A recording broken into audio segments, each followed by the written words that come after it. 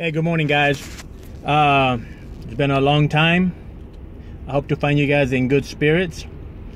I wanted to share a thought that I read. I read an email the other day, and there was a thought expressed there that I really wanted to share with you guys. Basically, the email was written about the problems and the chaos, what appears to be chaos of a world that we live in, I guess. And basically what he was saying was that life and events are created by humanity for humanity. So I thought about that, and the more I thought about it, the more it kind of resonated with me.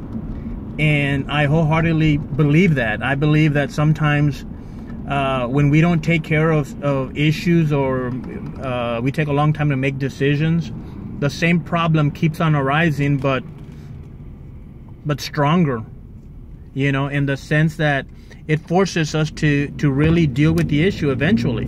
And so the longer you drag that out, the more momentum it gains, the more power, the more strength, the more attraction that negative gets. And so it just stresses you out. It creates more of a problem. So in this particular instance, humanity creating problems for humanity, in order for us to evolve, in order for us to improve, to be better and get better, we have to overcome obstacles. So for example, right now we have these mass shootings, which, for the life of me, I just don't understand how more guns could make that a better situation. I saw an example that somebody wrote about, there's busy streets and there's a bunch of accidents because there's a lot of bad drivers. Well, adding more good drivers isn't going to help a crowded street. What's going to help is less cars. Whether they're good drivers or bad drivers, obviously we'd want good drivers, but it doesn't matter whether we want good drivers or bad drivers. The issue is there's too many damn cars. I saw a clip right now after the Cowboy game in Washington. There was a stabbing over there, people fighting over their teams. How in anybody's right mind can you not see that everybody carrying a gun is not going to be a problem? I don't understand how you cannot see somebody carrying a gun at a bar during a football game is not going to be an issue. It just boggles the mind for people to not be able to see that. And I know when I see somebody with a gun, I don't know if that guy's a good guy or a bad guy. But anyway, back to the thought of problems created by humanity for humanity. We have a problem with the gun issue. And the most important thing to do is get responsible people, or the people to act responsibly, and let's dialogue. Let's have intelligent people dialogue. The fact that the NRA donates so much money to politicians to vote their way, that just tells me that they're not interested in doing the right thing. They're interested in selling more guns and selling and making more money and profiting off of that, which is fine. This country allows you to make as much money as possible. I have my own business. I don't want a ceiling placed on how much money I can make. But by the same token, I'm not going to do something that's going to cause harm to children or to an individual just so that I can make more money. We create these problems. And like the saying goes, if you're not part of the solution, you're part of the problem. We live in such a casual way. We get tied up with meetings and appointments and obviously work. We live in such a casual way, and we are very short-term thinkers, very, very short-term. We can't see beyond the end of the day, be the end of the hour, the end of the day, the end of the Friday, the end of the month, the end of the year. We can't think in 5-year increments, 10-year increments, 20-year increments. A guy 1970 smoked cigarettes like a mother. Smokes 20 cigarettes a day, a couple packs a day. Goes to physical 3 years later, and he's perfect health. Keeps on smoking 2 packs a day, After 20 years, the guy has emphysema. You know, he's in bad shape. So now the family's praying for him and what have you, and, you know, doing all these fundraisers and what have you. You know, whose fault is that? Why would a prayer work to cure an individual who put himself in that situation? Why would God keep that from happening to him? Why would he? If he gave you the free will to choose that and you chose that, why? How is prayer going to help that? I don't get that. I don't understand how people feel that that's going to be of use. You know, maybe the prayer to, you know, eventually, you know, give up. I mean, at that point, probably too late. I don't know. But he chose that. You know, it wasn't fate. He chose that decision to keep on smoking. 2 years later, he dies. Whose fault is that? Now, it might sound a little bit cold or what have you, but the fact of the matter remains is that those are decisions that he made. Humanity, the human aspect of him, had a decision to make, and he made the decision to smoke like crazy. And so now it's time to pay the piper. So everything in life is going to lead you somewhere. I used to think, there was a saying that I used to say, it is what it is. You know, if you don't have any friends, or the friends that you used to have aren't in your life, for example, I'll make a personal, I'll explain it in a personal situation, personal experience. There's friends who what I thought were friends that are no longer part of my life now. And I have to accept that, because it is what it is. You know, it is what it is. That was one of my favorite sayings. You know, it is what it is. So you have to accept it. You know, but then, you know, upon my readings and studies or what have you, I ran into an email that said nothing really is. And I thought about that.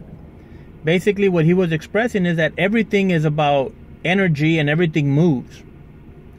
A car that sits in your driveway, you don't literally see it move, but the fact of the matter is that there's energy there in the atoms and the electrons and protons moving in the matter.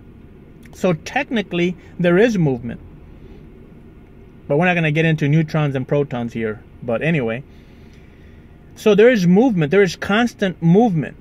So when I say it is what it is, I now believe it is what it is. However, that is moving somewhere.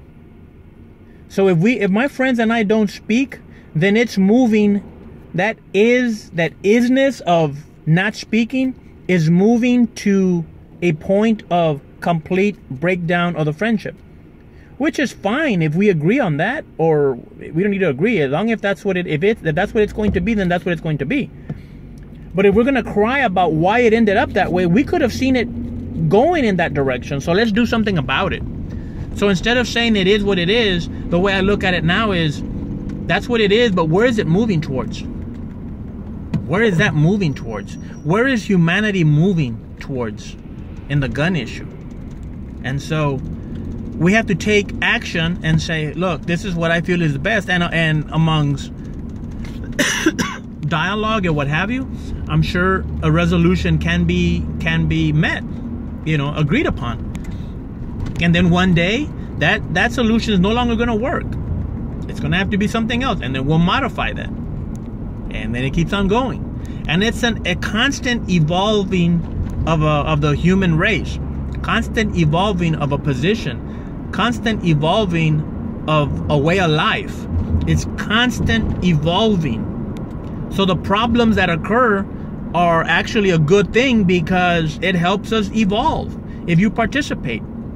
Now I ask you, what are you doing today that 5 years from now you can say, well, I'm glad I made that decision? What are you moving towards that you can be proud of 5-10 years from now? Personally, I'll mention raising my son. I don't need anybody to tell me what kind of job I do as a father. In my heart of hearts, I feel that I know what kind of father I am. And that is what takes precedence to me. My legacy that I leave behind, part of it is going to be my son, Anson Christian. I want people to tell him, man, your father was a good guy. You know? That's my legacy, or part of my legacy. So what are you doing today? What problems are you creating for humanity that will help shape others, or shape humanity in a better way? And so I leave you with one last quote one last thought. There's this quote that says, everything you do is not about what to do. Every decision you make is not about what to do. It's about who you are. And when you look at things that way, that can change your life. It can change your life. If somebody asks you, do you want to go to, the Right for Life or whatever, gathering, meeting.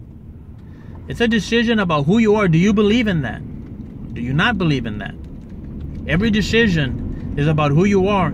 Every decision you make pushes you forward to a more accurate description of who you are becoming. So think of it that way. Every decision you make is a fulfillment to who you are. In 1/2 mile, turn. It's not just a decision that you make and you move on, and that decision is who you are. Think of it that way. If a friend asks for help and they're crying and telling you, and you tell them, well, man, I'd love to take care of you, I'd love to talk to you, what have you, but man, I have a doctor's appointment. And you don't drop what you're doing, or you don't make time to help them. It wasn't a decision about whether you wanted to help or not. That wasn't the decision. The decision was, that's who you are. You just don't value that. And if that's what it is, then so be it. But it's not a decision about what to do. It's a decision about who you are. You're a person that doesn't value that, doesn't value friendship, doesn't value that. So then that's fine. But let's call it what it is.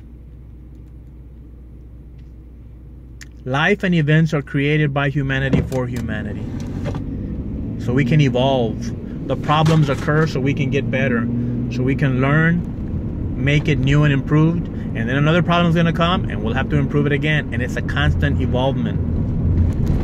So I leave you with the thought, what are you doing to make your life better, to make humanity's life better? What are you doing to help make things new and improved, so to speak, for yourself, for your neighbor, for your friends, for your family, for your kids, for anybody, all humanity? Remember, every decision you make is not a decision about what to do. It's a decision about who you are. Think about it. Act in a manner that you will be proud of 5 years down the road, 10 years down the road, to know that this was the beginning. Turn right. A beginning of a new way of being. So with that, I leave you. I hope you guys have a great day.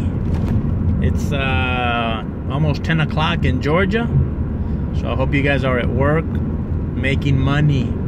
So I leave you guys. Have a great day.